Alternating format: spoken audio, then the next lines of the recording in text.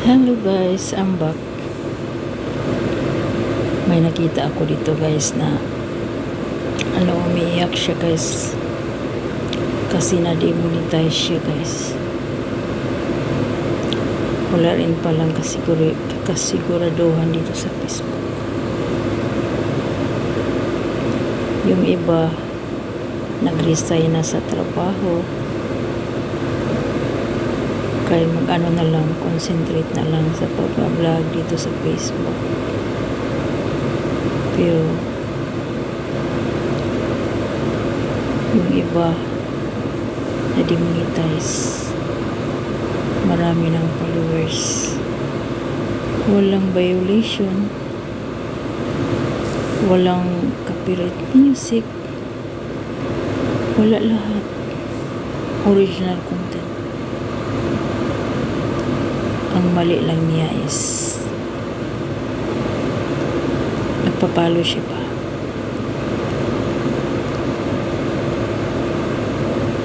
Iwasan ninyo yan guys na magsabi kayo na ipalo niyo ako.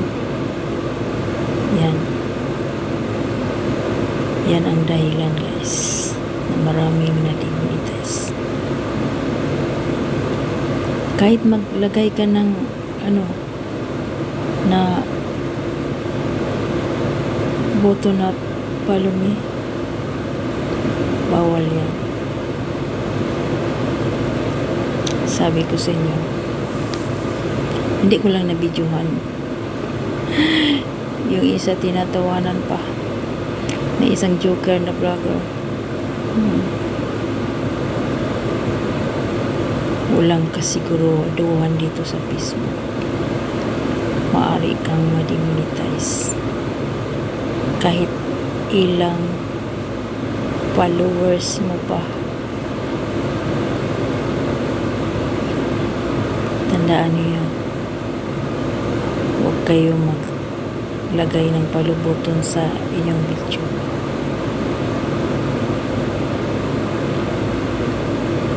Nagpalo to palo rin. Bawal yan. Ako guys, never ako na-restricted sa palo to palo. Ang ginawa ko, bakit dumarami ang followers ko? Nag-add friend lang ako. Never akong nag-comments na follow me.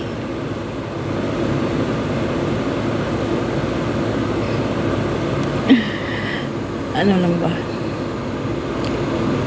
Na ano lang ako ba sa iba dito na demonetize. Yung isa is may kita na sana yun, 800,000, hindi niya na-withdraw. Kasi na-demonetize siya. Mag-ingat kayo guys. Lalo na dyan sa mga mahilig na mag-upload ng mga video na hindi sa kanila. Iwasan ninyo guys. At sa mga nag-upload dyan ng mga galing sa TikTok na may watermark, may tutorial ako yan kung paano mag-upload ng walang watermark galing TikTok. Hindi na kailangan mag-download ka ng apps. Noon nag-download ako ng apps 2. Ang rami ng ads. Nakairita ang ads. Hindi ko nakakapipis. Mayroon na namang ads. Ininstall ko lahat. Nakita ko man ito noon sa may tutorial nakita ko sa TikTok, pero ngayon ko lang na-discover kung mayroon na pala ako. Yan lang guys ang gagawin niyo. Sayang lang yung yung viewers ninyo. Umabot na ng 1,000 na hindi kayo mamonetize niyan. Hindi kayo mamonetize niyan. Kasi bawal ito sa Facebook. Easy lang.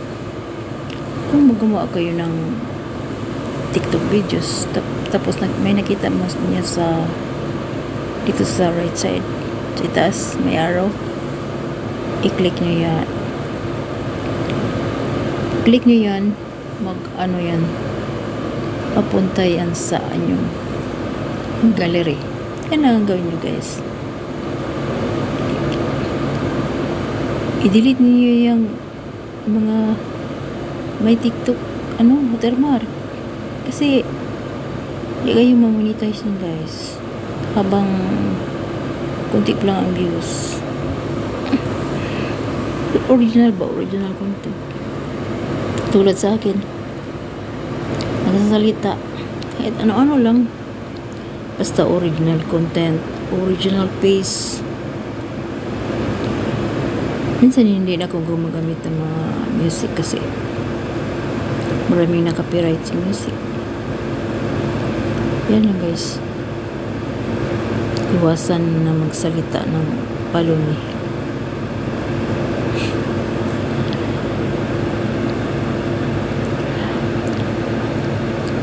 Hintayin ninyo lang na ang gusto kasi ni Mita is organic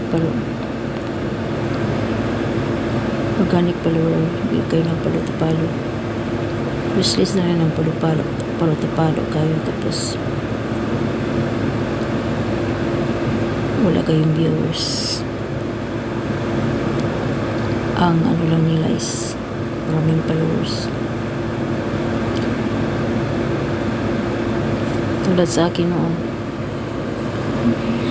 Pero hindi ako na-restrict. Hindi ko naranasan na ma-restrict sa palo-palo. Hindi naghalata. Ang unahin ninyo is ang engagement 60k. Tulad sa akin, umabot na ng 10k engagement, then bumaba na naman. Pero okay lang sa akin, guys. Mag-ano pa rin ako, mag-upload pa rin ako ng video kahit walang manonood sa akin.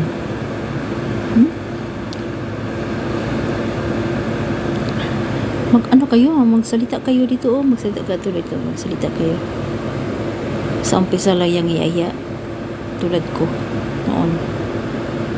Nagawa ako ng YouTube channel, tapos nag-upload ako ng mga video, hindi sa akin.